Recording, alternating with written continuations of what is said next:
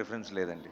ఈ సినిమా లాగా ఉండబోతుందని రిఫరెన్స్ లేదు. మీరు I think you will have a complete new experience అంతే. నేను నేను నేను ప్రేక్షకుడిగా, నేను ఇలా ప్రొడ్యూసర్‌గా సినిమా చూడలేదు.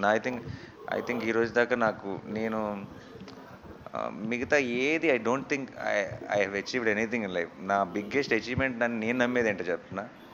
ఈ రోజుకి ప్రేక్షకుడిగా సినిమాని ఎంజాయ్ చేయగలుగుతాను. I think that is my achievement. సినిమా డిడ్ంట్ కరప్ట్ మీ. అంటే నేను ఇక్కడే ఉండి, సినిమాలో ఉండి టెక్నికాలిటీస్ తెలుసు కాబట్టి, సినిమాని వాళ్ళలా చేశారు, వీళ్ళలా తీశారు అని సినిమా చూసిన రోజు I think I lose my ఏమంటారు love for this art form. And and నాకు for me everything is that.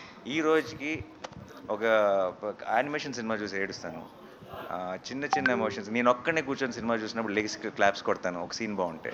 So ఒక సినిమాని ప్రేక్షకుడిగా ఎంజాయ్ చేయగలుగుతున్నా, అది నా బిగ్గెస్ట్ అచీవ్‌మెంట్. అండ్ నేను అలాగే కోర్ట్ చూశాను. అండ్ కోర్ట్ అన్నది అసలు నాకు ఇది దానిలాగా ఉందా, దీనిలాగా ఉందా, ఇంతకుముందు ఎప్పుడైనా ఇలాంటి ఒక కేసుని డీల్ చేశారా, ఏ ఆలోచన లేకుండా నన్ను